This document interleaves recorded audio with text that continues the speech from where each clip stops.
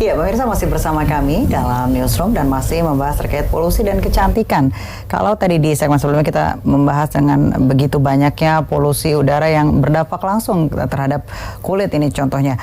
Di segmen ini kita masih akan membahasnya. Nih, saya ke Dr. Selvi. Dok, kalau tadi sudah disebutkan bahwa banyak sekali kerugian-kerugian yang ditimbulkan dari akibat polusi udara. Nah, kalau penuaan dini sendiri nih, Dok, itu apalagi perempuan begitu kan, takut sekali menua lebih cepat. Itu sebenarnya apa sih hal yang harus dilakukan gitu? Jadi perawatan itu penting, kayak yang tadi aku bilang. Yang kedua yang nggak kalah penting dari itu adalah perawatan sendiri di rumah gitu. Jadi terkena polusi, semua orang pergi kerja pagi, pulang malam pasti kena yang namanya polusi. Jadi walaupun perempuan ataupun laki-laki Pak, itu perlu membersihkan wajah. Itu jangan males bersihin wajah pokoknya. Jadi bersihin wajah sendiri pun jangan yang cuma pakai air, sekadar pakai sabun mandi biasa gitu.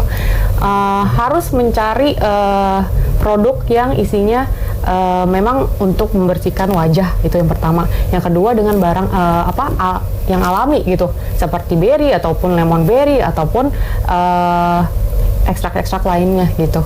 Baik, jadi memang harus bersihin dengan rutin gitu. Harus saja. Nah, kalau orangnya tidak punya waktu untuk itu, ada nggak sih, Dok? Haruslah ada waktu untuk bersihin wajah. Untuk yang lainnya gitu, atau yang pengen yang instan begitu, Dok? Nggak bisa lah, yang namanya kulit itu harus istilah dikasih makan gitu. Jadi mau nggak mau ya kita harus polanya bener, pola hidup sehat, dan kulitnya juga harus dibersihkan ya. Itu kan termasuk dari kehidupan yang sehat ya Mbak ya. Jadi harus dibersihin juga mukanya gitu. Baik, saya ke Pak Dahlan. Pak, kalau tadi sempat disinggung terkait tentang masalah hukum begitu yang sejauh ini terkait polusi udara, langkah-langkah yang sudah dilakukan, prosesnya sudah seperti apa, Pak? Masih tetap berjalan karena ini kan buat kepentingan publik ya. Kemudian yang digugat juga bukan cuma gubernur tapi sampai ke presiden dan pihak-pihak terkait. Dan ini karena proses litigasinya tetap berjalan, ya masih normatif aja. Hal-hal yang sebagai masyarakat perlu diketahui itu apa aja sih, Pak? Ya, yang pertama ketika polusi udara itu sudah di ambang batas, maka pemerintah punya kewajiban untuk menyampaikan ke publik bahwa hari ini udaranya tidak bagus. Maka dihimbau masyarakat untuk tidak keluar ruangan gitu kan. Nah, contoh kecil pada waktu Car Free Day, pada waktu itu udara memang sangat tidak menguntungkan dan tidak baik, dan itu dinyatakan berbahaya, tapi pemerintah tidak pemerintah tidak memberikan warning agar masyarakat tidak melakukan Car Free Day gitu. Itu contoh kecil. Baik. Untuk polusi udaranya sendiri apa sih, Pak? Mungkin masyarakat polutan yang bahasanya mungkin masyarakat kurang familiar tapi belum disampaikan atau disosialisasikan secara demikian rupa begitu, Pak? Ya, beberapa polutan yang mempengaruhi, yang pertama ada oksidan, kemudian ada O2, kemudian ada CO2 ya kan. Kemudian ada beberapa turunannya itu yang kita kenal dengan PM 2,5 atau PM 10. Nah, ini yang dijadikan standar. Nah, dan WHO menggunakan yang 2,5 itu kan. Nah, tapi sekarang sudah mulai membaik di DKI Jakarta karena semua sudah menjadi masing-masing kita itu sudah menjadi solusi.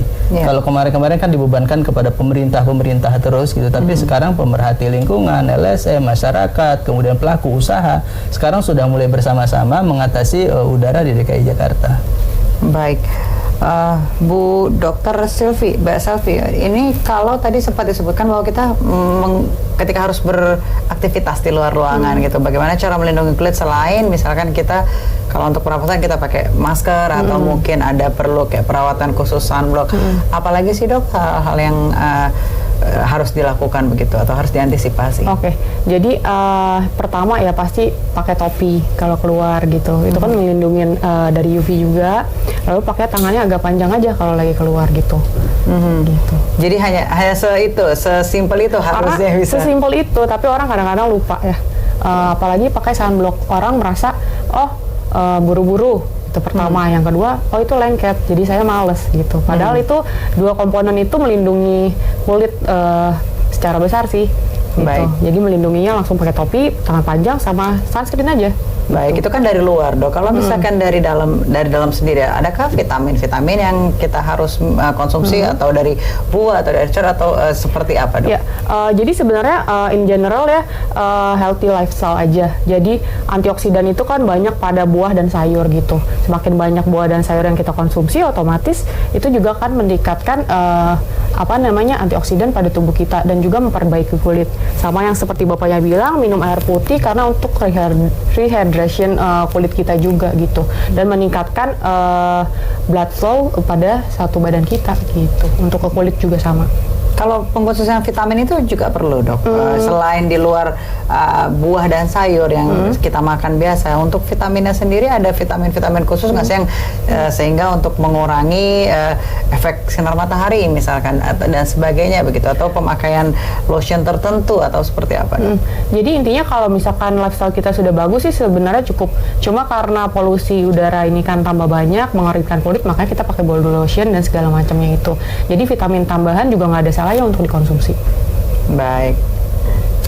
Untuk dari pasien dokter sendiri begitu sejauh ini apa saja sih yang dikeluhkan begitu dari pasien yang biasanya orang Indonesia itu bilangnya hitam, pinginnya putih gitu karena mungkin terpapar matahari terus menerus gitu.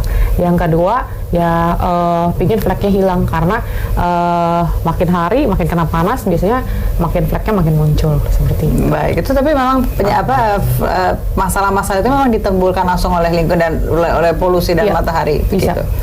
Salah satunya atau memang itu penyebab utamanya? Memang itu adalah penyebab utamanya saat ini. Baik, saya ke Pak Dahlan dulu. Pak, ini kalau dilihat memang kompleks sekali begitu ya, masalah kecantikan, polusi dan juga lingkungan. Sebenarnya dari masyarakatnya sendiri, apa sih hal-hal yang dilakukan selain mengurangi kegiatan di luar ruang, kemudian coba menggunakan transportasi? Ada lagi nggak sih, Pak, hal yang sekiranya bisa menjadi catatan begitu? Yang pertama ya pola hidup bersih lah ya. Ya artinya tidak menimbulkan buangan atau waste daripada kehidupan sehari-hari. Contoh mengurangi sampah rumah tangga. Ya kalau mau belanja bawa kantong sendiri gitu kan. Kemudian kalau belanja ya diusahakan yang tidak banyak kemasannya gitu. Ya kayak tadi buah, sayur, kemudian air putih itu yang volume ditinggikan gitu. Ya kemudian hemat energi. Ya, hemat energi. Sekarang kan di era digital ini masyarakat tidak bisa lepas daripada energi kan. Nah itu bisa juga menggunakan baterai-baterai yang tidak menimbulkan polutan gitu. Ramah lingkungan. Ya, ramah lingkungan. Baik, kami harus tidak sejenak, pemirsa jangan kemana-mana, tetap bersama kami di Newsroom.